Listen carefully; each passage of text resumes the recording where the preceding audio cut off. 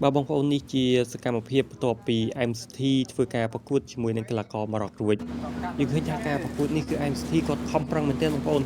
ចូលកតាបដៃរបស់កីឡាករម៉ារ៉ុកនោះក៏មិនតិចដៃដែរប៉ុន្តែសរសើរទឹកចិត្ត MCT នៅតែអាចតស៊ូរហូតដល់ចប់ពេញ3ទឹកបើទោះជាលទ្ធផលមិនទទួលបានសំប្រកបយ៉ាងណាក្តីហើយក៏សង្ឃឹមថា MCT នឹងកែប្រែនៅចំណុចខ្វះខាតរបស់ខ្លួនបន្ទាប់ពីការប្រកួតនេះទៅហើយសង្ឃឹមថាការប្រកួតក្រោយៗ MCT នឹងទទួលបានឱកាសចូលលេងទៅតាមខ្សែក្បាត់ជាបន្តទៀតតាមតាំងហើយចូលដៃគាត់ច្រើនវិញមិនគិតថាខ្លួនបាត់បង់ស្មារតីពេលបាត់បង់ស្មារតីពេលទឹកមួយនឹងពេលគាត់សម្រុករួចហ្នឹងហើយគិតថាខ្លួនឯងថ្ងៃនេះធ្វើបានអស់លទ្ធភាពនោះទៅខ្ញុំវាយខំប្រឹងអស់ហើយបងថាយើងធ្លាក់បាត់ហើយតែយើងខំប្រឹងអស់ពីសមត្ថភាពព្រោះខ្ញុំមិនចេះវាយលំទេគាត់ណា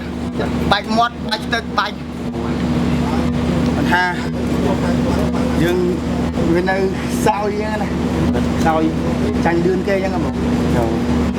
តែបើការខំប្រឹងហើយបង